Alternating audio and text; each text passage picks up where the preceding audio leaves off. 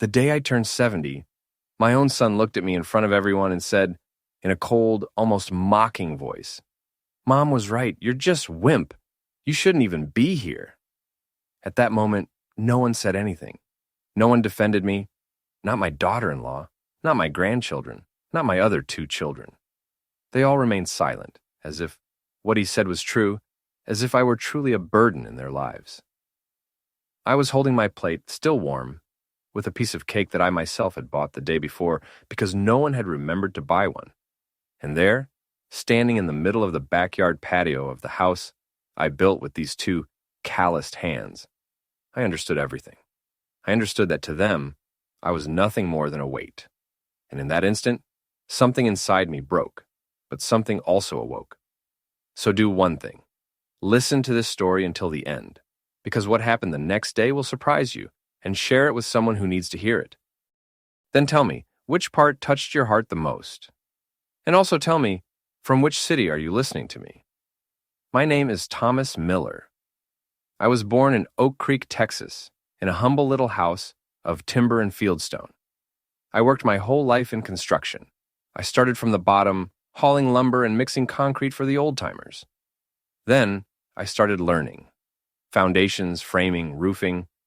I built schools, I built the county courthouse. I built custom homes for rich folks. But the one that gave me the most pride was my own, the one where my son now lives with his wife and their children. I built that house board by board, without an architect, without a bank, only with effort and faith. I married young to Lucy, my life partner, the strongest and sweetest woman I have ever known. We had 3 children, Ethan, Robert, and Claire. When Lucy got sick, I was with her every day. Baths, medicine, food, affection. I never stopped taking care of her. Even when she no longer recognized me, I was still there, holding her hand. When she passed away, a piece of me went with her. And you know what I thought? That after that, my children would take care of me, that they would see me as an example of love. But with time, everything started to change. Robert, the eldest, became a cold man, all business, with no memory in his heart. He always wanted to feel superior to his father. He got his MBA, married a woman from the city, and they bought a shiny new SUV. And they started to look at me as if I were old-fashioned, obsolete. First, it was the disguised comments. "Dad, don't do that anymore. Let the young people do it." Then, the invitations that no longer arrived. And finally, that phrase on my birthday, "Useless old man." That night after the party, no one said a proper goodbye. I sat for a while on the back porch, listening to the crickets and looking at the sky, thinking of Lucy. You know, there are silences that scream, and the silence of that night told me everything. You don't belong here anymore. But they forgot one small detail. I may be old, but I'm no fool. I may be tired, but I'm not weak. I've never been one to play the victim, so the next day, very early, I got up, had my coffee in silence, put on my blue shirt, the one Lucy said matched my eyes. I grabbed my old leather briefcase and went to my lawyer's office. Inside that briefcase, there weren't just papers. There was everything I had never told anyone. Robert thought that house was his, just because he lived there with his family. He never read the deed. He never bothered to find out whose name the property was in. And he had even less of an idea of what I had saved in a bank, in an account that not even my other children knew about. Look, I'm not a man of luxuries, but I'm not naive either.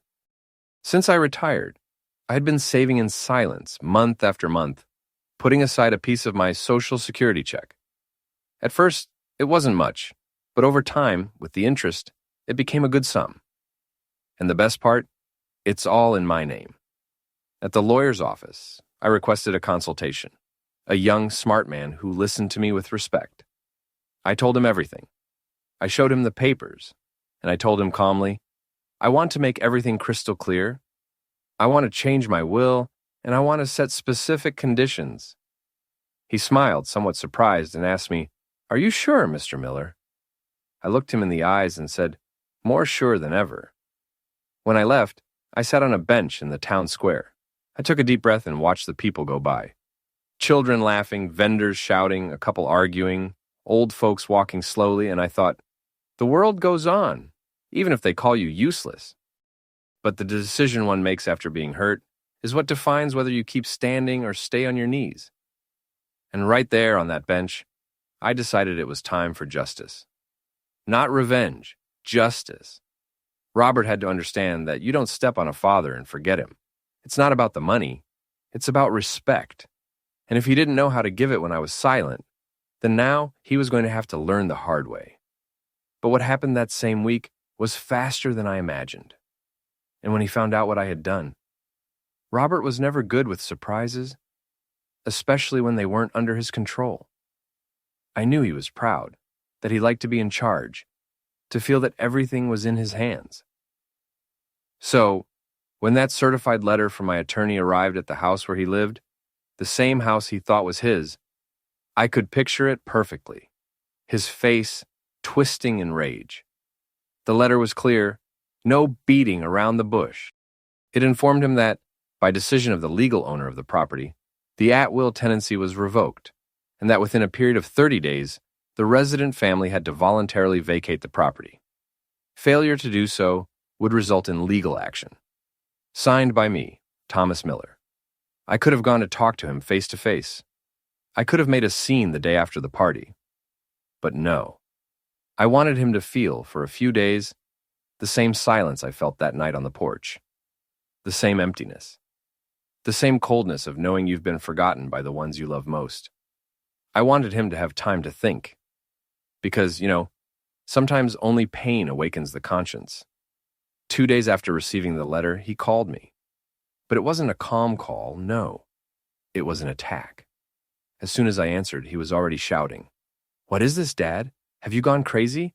You want to throw us out on the street? This is my house." I let him shout. I remained silent until he got tired.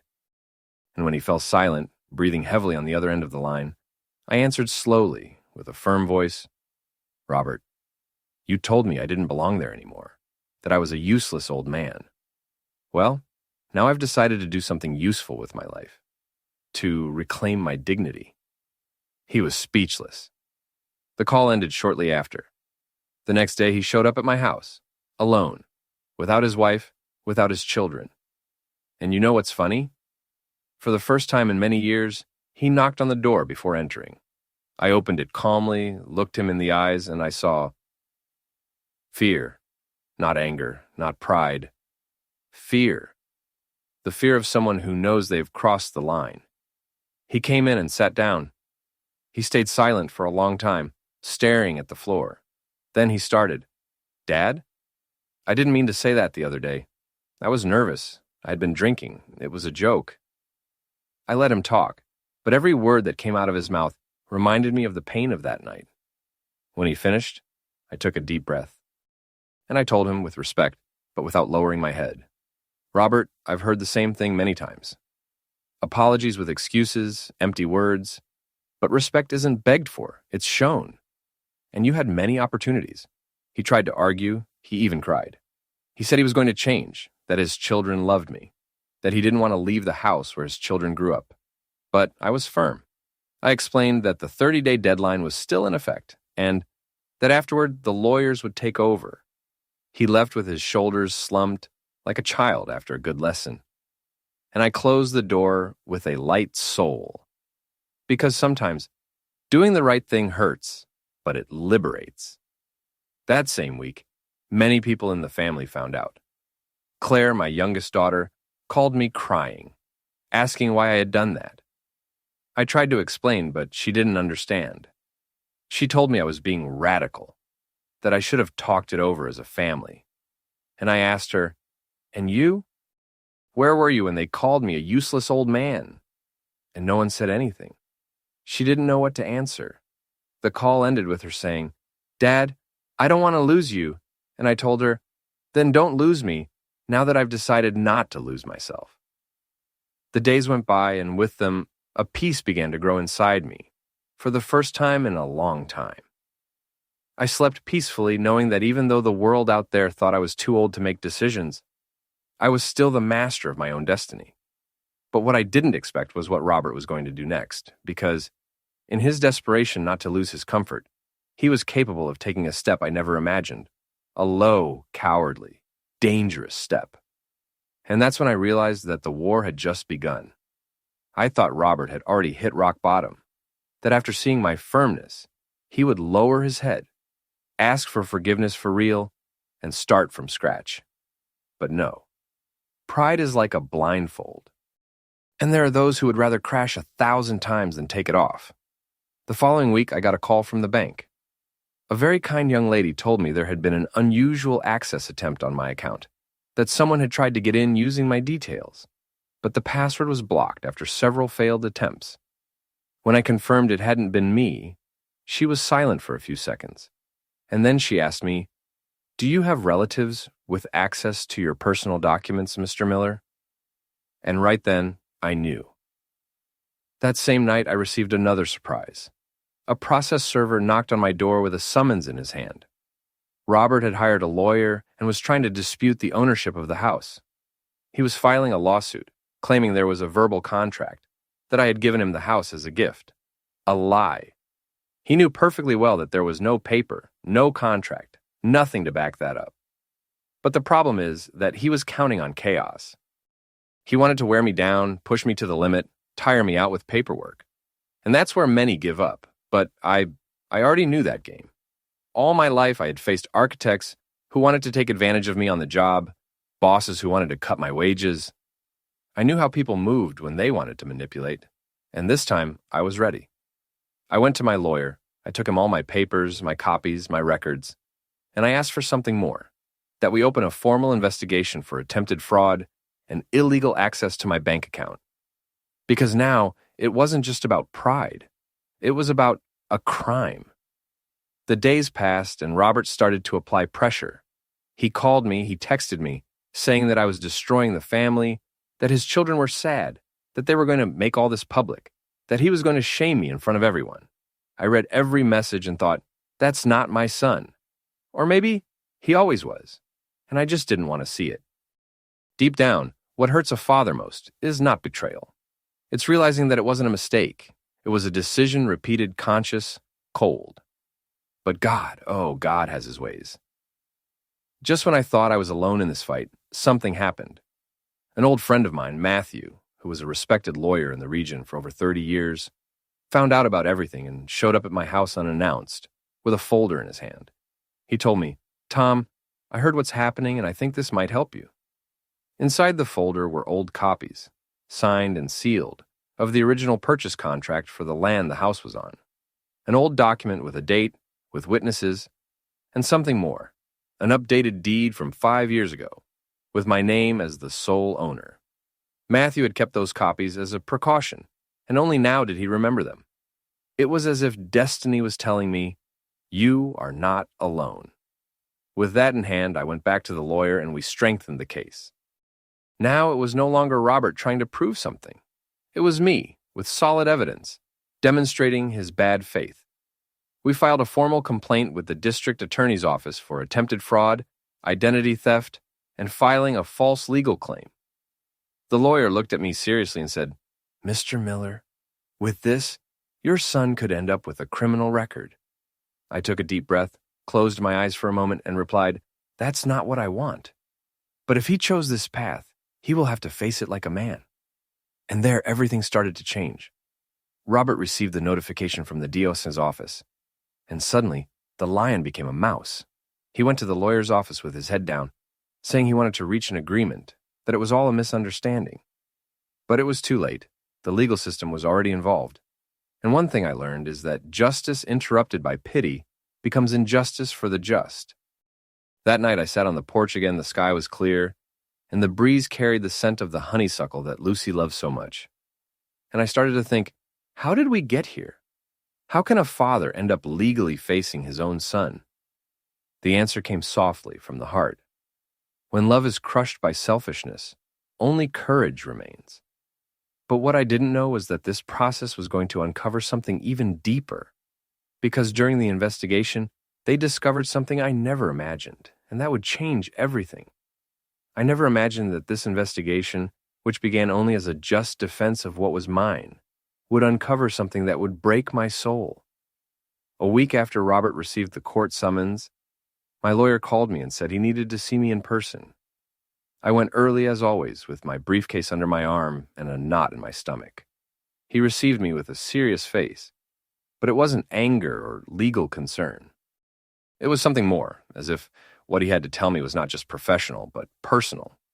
I sat down in front of him and he told me slowly, "Mr. Miller, in the review of bank movements and documents signed in your name, something delicate has appeared." I raised an eyebrow, confused, and he continued, "There was an attempt to forge a signature on a request to transfer your savings account in the name of another person."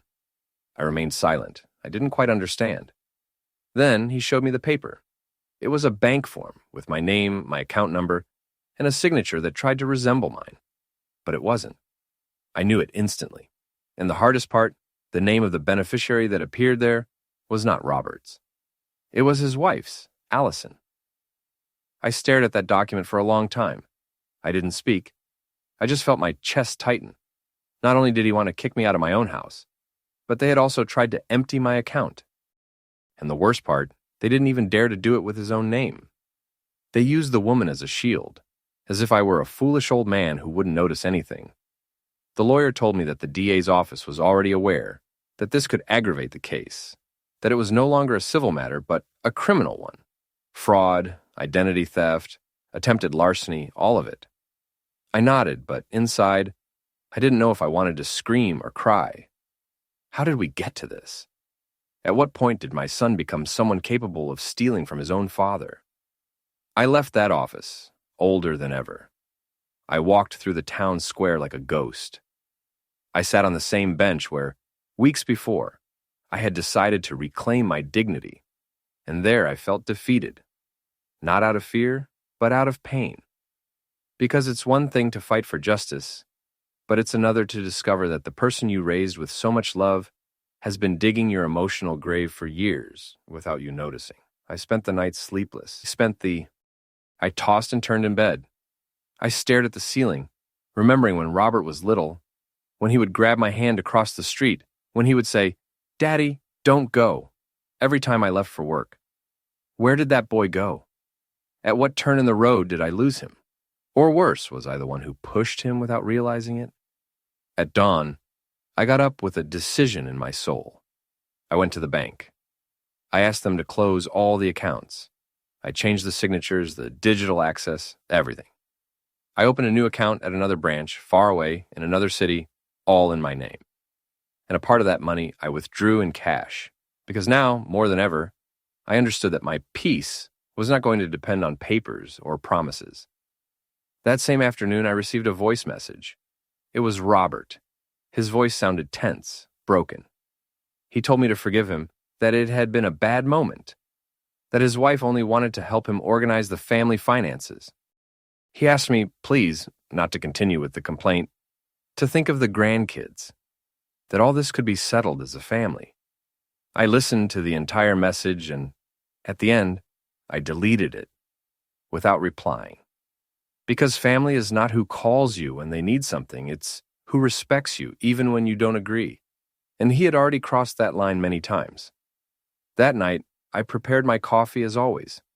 I sat on the porch, looked at the sky full of stars, and thought sometimes God allows masks to fall, not so that one hates, but so that one is freed. But what was to come in the following days was going to change the course of everything, because justice, when it walks, can be slow, but when it arrives with full force. I knew that once the judicial system was activated, there was no turning back. Many people think that reporting a son is something one does in cold blood, with anger or a thirst for revenge, but no. There's nothing more draining than having to defend yourself from someone you yourself taught to walk.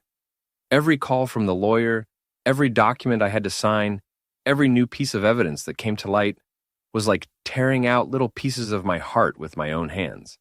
But I also knew that if I didn't do it, if I let it pass out of pity or fear, then I would end my last years feeling like a shadow within my own story. And that I was not going to allow. A few days later, the DA's office summoned me to give a formal statement. I arrived at the county courthouse with firm steps, but a tight chest. The hallway smelled of old paper, floor wax, and reheated coffee. They sat me in an office with a metal table, a desk full of folders, and a computer that clacked with every key press.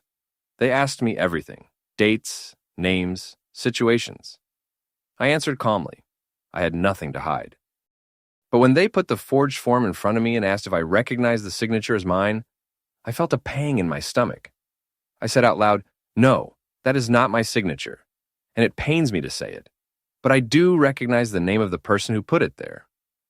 When I finished the statement, the prosecutor looked at me for a few seconds. Then he said, "Mr. Miller, it is not common for someone your age to have the courage to do this. But what you are doing is just." I nodded and replied, "I did not come here to seek jail for my son. I came to reclaim my name and my peace." And that's what I held on to until the end. The following week, I got a call from the court. They told me that the judge had issued a preventive restraining order, that while the process lasted, Robert could not approach me or communicate with me directly. That left me in shock because, although he hadn't spoken to me for weeks, knowing that an official paper forbade it. It was like seeing written in ink what was already written in my soul, that something had broken between us and that perhaps it could no longer be fixed. But life doesn't stop. And while all this was happening, I went on with my days. I got up early, prepared my breakfast, read the newspaper, walked around the neighborhood. Some neighbors greeted me with pity, others with respect. Some murmured things I couldn't understand, but I no longer bowed my head because I discovered that there is no worse punishment than living with shame for things you didn't do. One day, while I was in line at the market, an elderly woman I knew by sight, Mrs. Peterson, approached me. She looked at me with moist eyes and said in a low voice, "Mr. Miller, I saw the story in the local paper, and I just wanted to tell you that I admire your courage. I also have a son who kicked me out of my house, but I didn't have the courage you had." I looked at her, took her hand, and said, "It's not courage, Mrs. Peterson. It's necessity. When the soul can't take it anymore, you have to do something, even if it hurts." That conversation marked me, because I understood that I was not the only one, that there were many old people like me, silenced, humiliated, displaced, who kept quiet out of love, fear, or shame. And I decided that no matter what happened, I would not be silent again. A few days later, my lawyer called with an update. He told me that the DA's office already had enough evidence to formalize the accusation, that the initial hearing would be in 2 weeks. I asked him if Robert could go to prison, and he told me, "It's possible, but that will depend on the judge. We only present the truth." That night, I slept little, not out of fear, but out of the certainty that what had started as a defense was now an open war. And although I didn't want to hurt, I wasn't going to give up either. The days passed, the city kept its rhythm, the cars, the church bells, the bread truck at dawn. Everything seemed normal, but inside me, every day was a battle. It hurt to see old photos. It hurt to pass by places where we used to go as a family. The silence of my grandchildren who didn't understand what was happening hurt me. But I also knew that pain was no excuse to give up, that this wound would only heal with truth and justice. The day of the hearing arrived. I put on my best shirt, the one with the white buttons. I combed my hair carefully. I arrived early. The room was cold, with wooden benches and a young, serious-faced judge. Robert was there with his lawyer. He didn't look at me, and I didn't look at him either. We each sat on our own side. The judge began to read the file. She mentioned the charges: attempted fraud, forgery of a signature, identity theft, misuse of bank documents. I felt like each word was a stone falling to the ground. After presenting the facts, the judge gave me the floor. I stood up. My legs were trembling, but not my voice, and I spoke. Not as a betrayed father, not as a victim, but as a man who decided late in life to stand up. I said, "Your Honor, I didn't come here to ask for punishment. I came to ask for my dignity to be returned to me. For years, they called me useless. They treated me like a nuisance. And still, I continued to give everything. But when they stole my respect, I knew I could no longer remain silent. My son is not here because of what I feel. He is here because of what he did. The room fell silent. And in that silence, I felt something inside me settle, as if finally, after so long, something had returned to its place. The hearing ended. The judge did not pass sentence that day, but she made it clear that there was merit to continue the process. Robert left with his head down. I left in peace. That night, I returned to my house. I prepared a coffee as always. I sat on the porch, and for the first time, I felt that I was no longer an old man alone fighting with his shadow. I felt that I was a man who had been a father, a worker, a husband, and who was now also his own master. But the most surprising thing was yet to come. A few days after the hearing, the city continued its usual rhythm. But inside me, everything had changed. I left that courthouse with a feeling that is hard to explain. It wasn't joy. It wasn't sadness. It was something in between, like a weight had been lifted from my chest. But at the same time, a void had been left. Because deep down, every father holds on to the hope, no matter how small, that his son will one day return. Ask for forgiveness for real. Acknowledge his mistake. But that day when I saw Robert with that cold look, without saying a single word, without even raising his eyes to look at me, I understood that he had already chosen his path. And finally, I had also chosen mine. At the end of that same week, I received a visit I didn't expect. It was Mason, Robert's eldest son. He's a grown man now, and he must be about 22, 23 years old. But I still remember him running barefoot through the backyard, climbing the pecan trees, asking me for stories before bed. "Grandpa, tell me the one again about the big storm in '78, the one about when you met Grandma Lucy." When I opened the door and saw him standing there, with a backpack on his back and moist eyes, I froze. Not because I was surprised to see him, but because in his eyes I saw something I hadn't seen in that family for years. Truth. "Can I come in, Grandpa?" he said with a soft voice, as if every word hurt him. I opened the door for him without saying anything. He sat in the same wooden chair where his father had sat weeks before, but the energy was different. "Sorry for coming without notice, but I needed to see you. Mom doesn't know I'm here. And Dad? If he finds out, he'll explode, but I don't care." I let him talk. I didn't interrupt him, because sometimes a young soul needs to vent without barriers. "I saw everything, Grandpa. I read the papers. I saw the evidence your lawyer submitted. I don't want to justify my dad, because what he did has no justification. I just want you to know that not all of us think like him, that I never saw you as a useless old man. On the contrary, you were the only one who spoke the truth to me in this family." I felt a lump in my throat. I swallowed my tears, but my voice broke a little when I said, "Thank you, son. Those words are worth more than all the gold your father tried to steal." Mason told me that for a long time, he hadn't been getting along with his parents, that he had tried to talk, to stop the decisions, to bring some sanity, but that every time he did, they silenced him. They treated him as if he were a traitor for having a heart. He told me that he had argued with his father about what happened at the hearing, that he even threatened to leave home if they continued with that absurd trial. I listened to him, and in my mind, the image of the boy I took care of when Robert had no time, the afternoons I took him to the workshop, when I taught him how to use a hammer, when I explained how to plant a seed.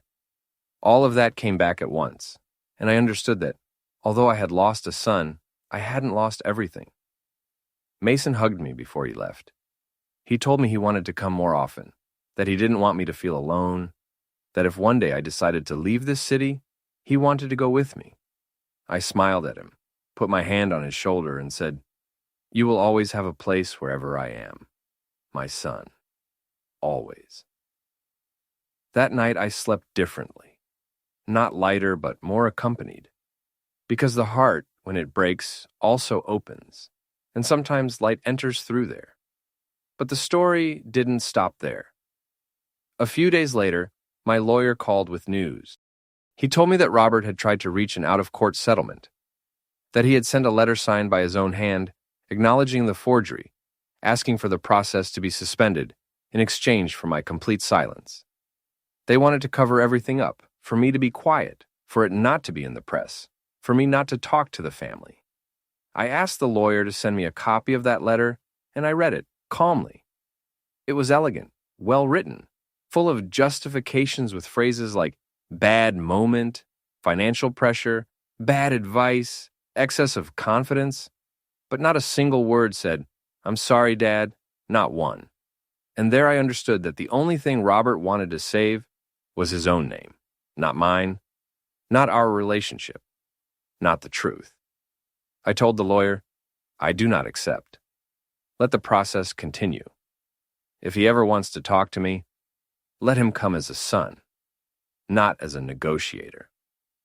The lawyer was silent for a few seconds and then said, "You have more courage than most men I know, Mr. Miller." It's not courage, I thought. It's exhaustion. It's pain. It's dignity. That same week, the local paper began to talk about the case, not with names, not with details, but with phrases that everyone recognized. Elderly man legally defends his home against attempted family fraud. Some neighbors came to see me, some to applaud me, others to tell me I should just be quiet, and others simply to tell me their own stories. Widows evicted by their children, men who were sent to nursing homes by ambitious daughters-in-law, grandparents who raised grandchildren and today don't even know where they are. And I thought, maybe everything I'm going through isn't just for me. Maybe this pain needs to be told, not for revenge, but to awaken others. But the most unexpected thing was yet to come, because after everything, after the hearing, the letter, the silence, and the betrayal, someone appeared whom I never thought I would see again. And when that person knocked on my door, I understood that sometimes life saves one last card, one that nobody sees coming. I was sitting on the porch, as I did every afternoon, having my coffee and a biscuit, when someone knocked on the door. I wasn't expecting anyone. I thought maybe it was Mason again, or some neighbor curious about everything being said in town. But when I opened the door, I was stunned. It was her, Allison, my daughter-in-law, Robert's wife, the same one whose name was on the false papers, the one who filled my son's head with poisoned ideas, the one who looked at me as if I were an old plant cluttering up the living room. I never imagined seeing her standing in front of me, alone, without makeup, without jewelry, with her eyes downcast and a bag slung over her shoulder. "Can I talk to you, Mr. Miller?" she said in a low voice, almost trembling. I looked at her for a few seconds. I thought about slamming the door in her face. I thought about telling her everything I had kept inside for years, but something in her eyes, something in the way she clung to the strap of that bag, as if it were the only thing she had left, made me step aside. And without a word, I pointed to the chair on the porch. She sat down slowly. She didn't look me in the eye. She fidgeted with her fingers. She took a deep breath as if she wanted to speak, but couldn't find where to start. "I know I don't deserve for you to listen to me," she finally said. "I know I was unfair, harsh, that I never gave you your place. And I also know that what we did with Robert has no forgiveness." I said nothing. I just looked at her. I waited. "I came because I can't take it anymore," she continued. "Robert is out of his mind. He yells all the time. He slams doors. He blames everyone. He says you ruined his life. But I know it was he who crossed the line. I signed those papers because he asked me to. He demanded it. He told me it was just a formality, that everything was going to be yours anyway, that it was just to get things in order, and I, like a fool, believed him. And just for that you signed in my name?" I finally asked. "To get everything in order?" "No," she said, lowering her head even more. "I also did it out of fear, because if I refused, he would yell at me. He would threaten me. He would say that I had no right to an opinion. And over time, I realized that I had become an accomplice, not only of the scam, but of his contempt for you." The silence grew thick between us. The sun was beginning to set behind the trees, and the song of the birds filled the gaps where we didn't know what to say. "And what do you want now?" I asked calmly. "Are you here to ask me to drop the complaint?" "No," she replied immediately with tears in her eyes. "I'm not here for that. I'm here to tell you that I'm leaving the house." that I can't go on living with a man who's capable of doing that to his own father, and even less so after what he did to the children. To the children? I asked, concerned. She nodded, wiping her cheeks. Robert started treating them with the same harshness, yelling at them, insulting them if they mentioned my name. Mason tried to protect his siblings, but he couldn't handle it all. And me? I realized that if I didn't leave now, my children would grow up hating, like him. I remained silent. Not because I didn't know what to say, but because in my heart, there was such a strong mixture of sadness, relief, and compassion that any word would have come out twisted. I just wanted you to know the truth, she said, standing up. And also, that if you ever want to see the children, they miss you. A lot. They don't tell you because they're scared, but they ask about you, and I miss them more when you're not around, too. She took her bag and took a step towards the door. I remained seated, looking at the horizon. And when she was about to cross the threshold, I said without looking at her, Allison, if you leave, don't look back. But don't come back empty-handed either. Take what you've learned, because if we don't learn, we just repeat. She stopped. She nodded. And she left in silence. That night, I didn't sleep. I thought about everything, about Robert, about how we got there, about Mason, about the children, about Lucy, who surely from heaven was turning in her grave seeing all this. And above all, I thought about myself, about the man I had been, about the one I was now, and about what I had left to do. The next morning, I decided it was time to move. I went to the bank, I organized my accounts. Then I stopped by my lawyer's office. I wanted to leave everything settled, nothing halfway, because I learned that the greatest gift one can give oneself when one gets old is not to owe anything to anyone. On my way out, I passed by the school where my grandchildren study. I stayed on the other side of the street, watching from a distance. I saw them come out with their backpacks, talking among themselves. Mason was waiting for them at the corner. When he saw me, he crossed the street. He gave me a strong hug, one of those that don't need words. And just by looking at me, I knew he knew what had happened. Thank you for everything, Grandpa, he said, for not being silent, for teaching me that being a man is not about shouting louder, but about living with truth.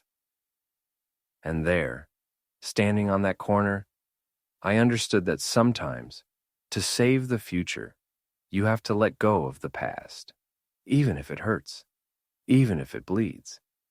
But what I didn't know yet was that the trial still had one last twist, something that neither Robert nor I nor anyone expected. And when it came, it changed the course of the whole story. When you think you've seen it all, that it has hurt enough, that the worst words have been said, and that the wound cannot open any further. Life shows you that there are still layers to tear away. I thought the trial was on track, that now it was just a matter of time, of papers, of hearings, of lawyers and judges doing their part. But what no one imagined, not me, not my lawyer, not the DA's office, was that Robert was going to do what he did.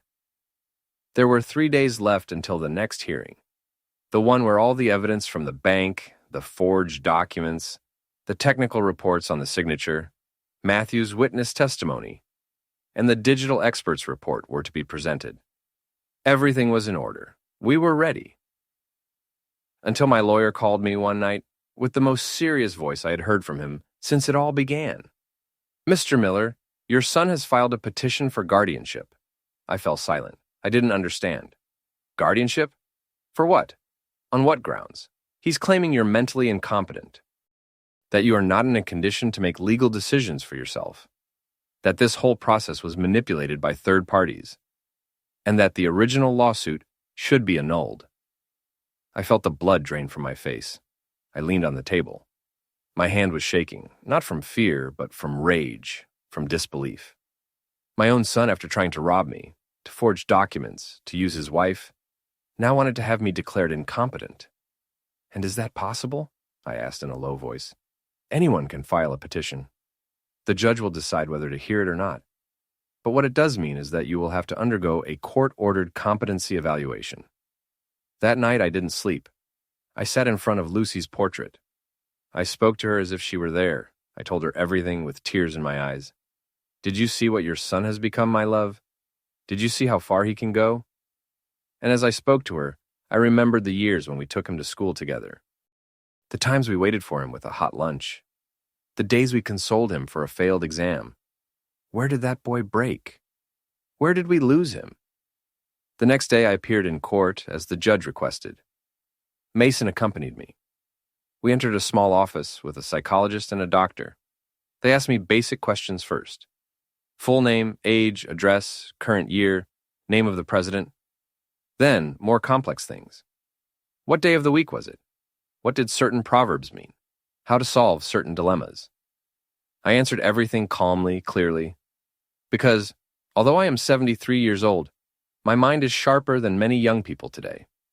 Then came the emotional part. They asked me about my childhood, about Lucy, about my children, about my grandchildren. And there, yes, my voice broke a little.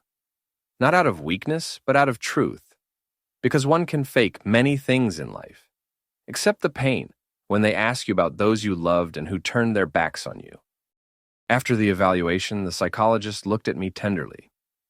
She offered me a glass of water and said, "Thank you for your sincerity, Mr. Miller.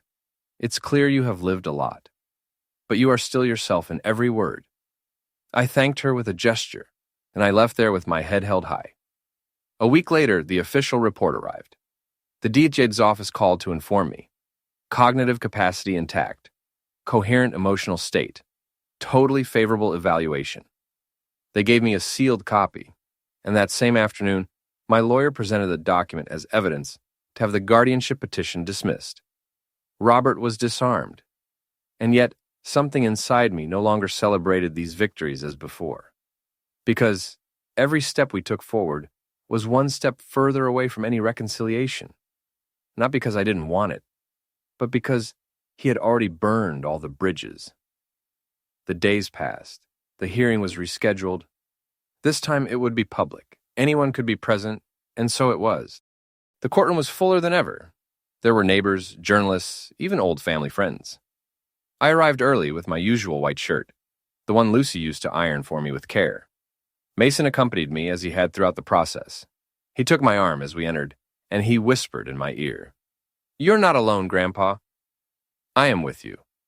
Robert arrived later, dressed in a suit, alone, without his wife, without his children. He didn't look at me. He sat on the other side with a lost look.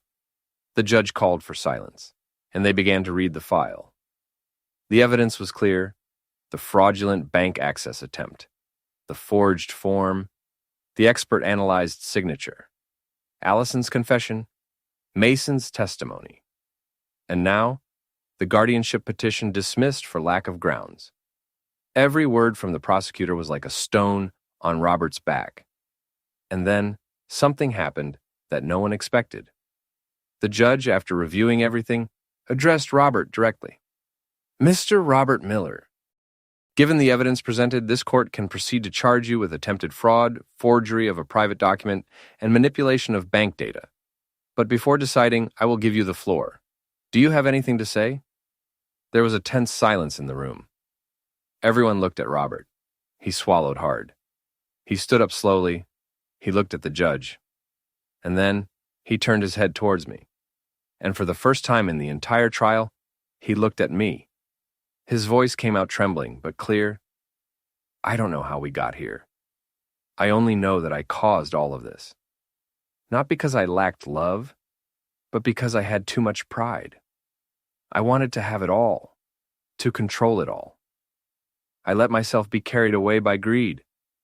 And I lost the most valuable thing, my father." The entire room fell silent, and I, inside, felt a knot. Not of reconciliation, not of relief, but of a pain that was finally coming to the surface.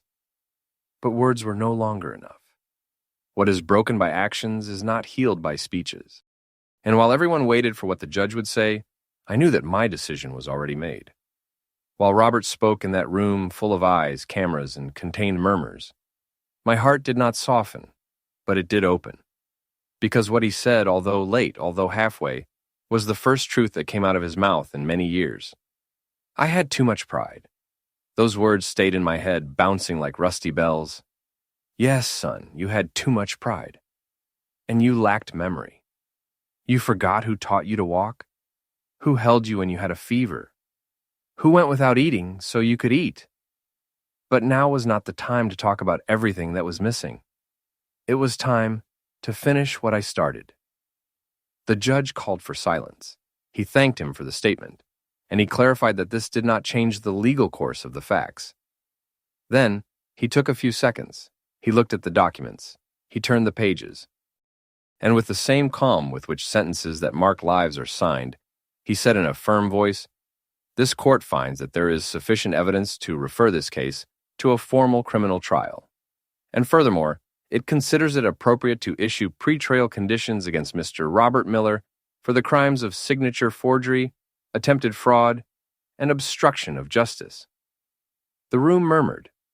Robert's lawyer put his hand on his forehead. And I remained still. I didn't smile. I didn't lower my head. I didn't close my eyes. I just breathed. Like someone who gets air again after years underwater. Robert was released while the formal trial proceeded.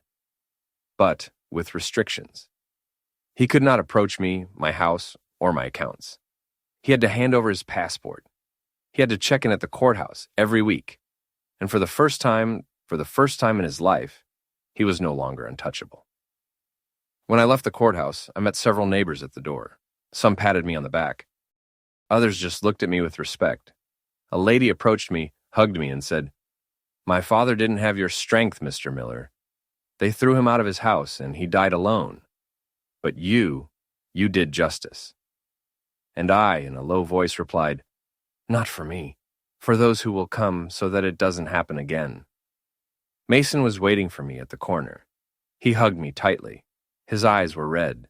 He said, "You know what hurts me the most, Grandpa? That Dad had the opportunity to stop this. He had the option to get off the train, and he didn't want to." And I replied, "Because sometimes, son, there are people who love being right more than having peace." That afternoon we returned home, the house that was still mine, not out of pride, not out of revenge, but out of justice. I sat on the porch. Mason went to make coffee, and while I waited for him, I closed my eyes. I listened to the wind in the trees. I felt Lucy's voice inside me, not as a memory, but as a force. "Don't forget who you are, Tom. Don't forget what you're worth." And then I knew I had something else to do. The next day, I went to my lawyer's office. I requested an urgent appointment. The lawyer, an elderly man who had known me since I was young, received me with a smile. I explained what I wanted. I want to change my will. But not just that. I want to leave something in writing that is not just legal, but moral. And there, in that office smelling of old books and ink, I dictated a public letter, a testament of words, of ideas, of truths. Not to accuse, but to make clear what I had learned. The letter said something like this: "If you are reading this, you probably already know what happened. I am not writing to expose anyone.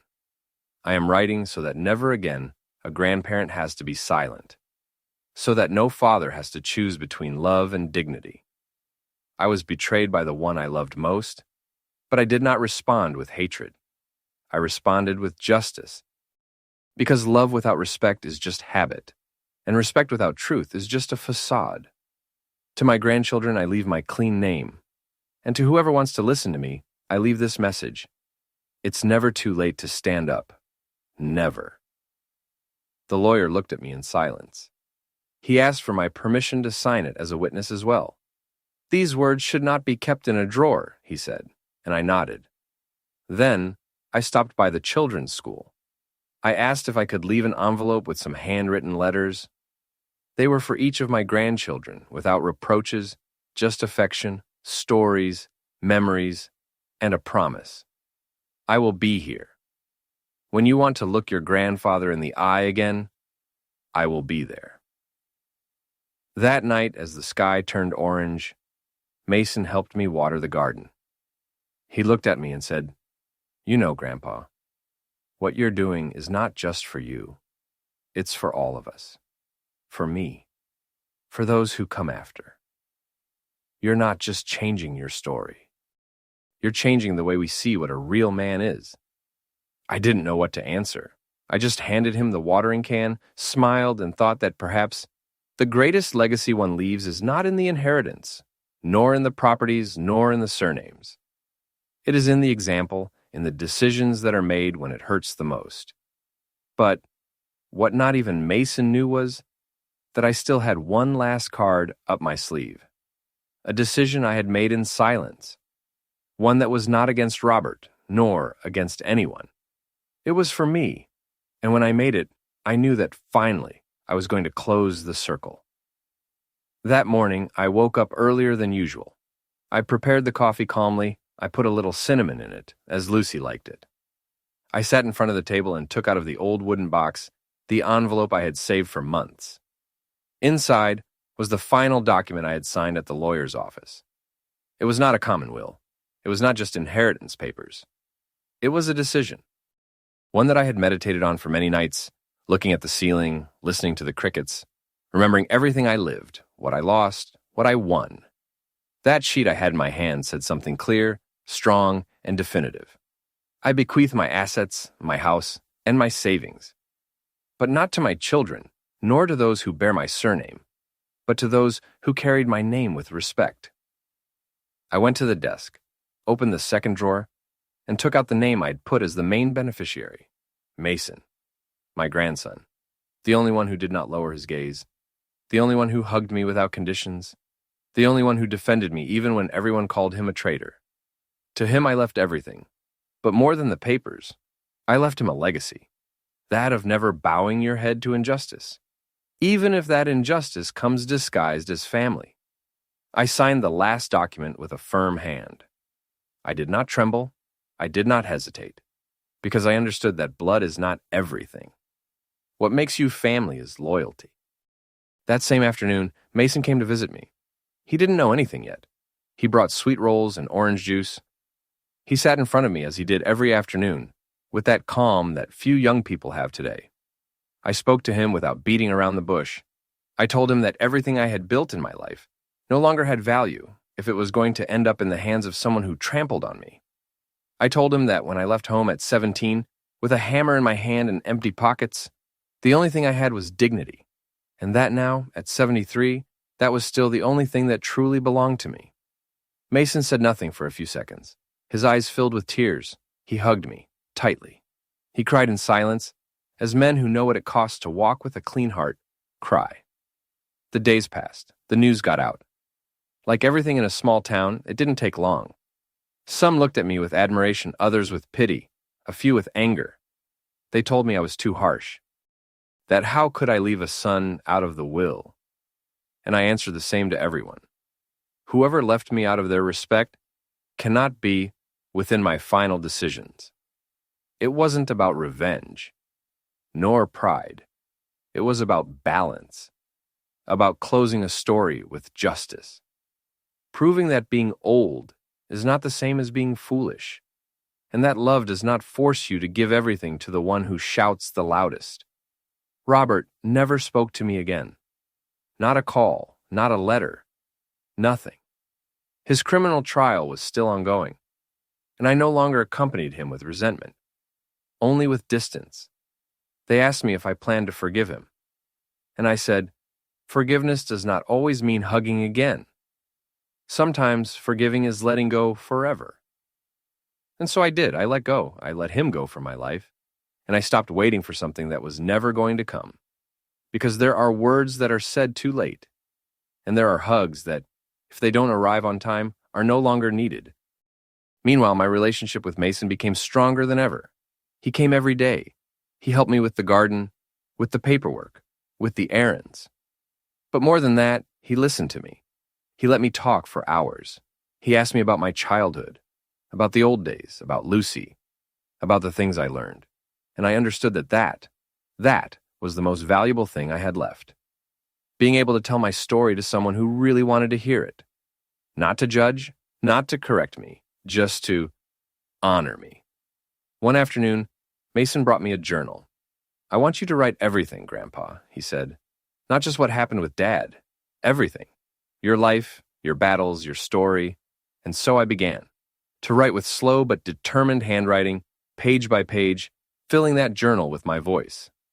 Not to publish it, not to become famous, but so that when I am no longer here, there will be someone who remembers who I was, what I did not allow, and why. And as I wrote those pages, I understood something, that I was not defeated, that I did not end up bitter, that I did not die in life as many thought. On the contrary, at that age when many give up, I was born again. Because I decided to defend myself. Because I chose to live with my head held high. Because I understood that self-love is not selfishness, it is justice. And now, if you are listening to this story, I ask you for only one thing. Do not be silent if they push you aside. Do not hide if they call you a nuisance. Do not allow the title of dad or mom or grandpa to be used to step on you. You are worthy. You deserve respect. And if this story touched your heart, I want you to tell me, what would you have done in my place?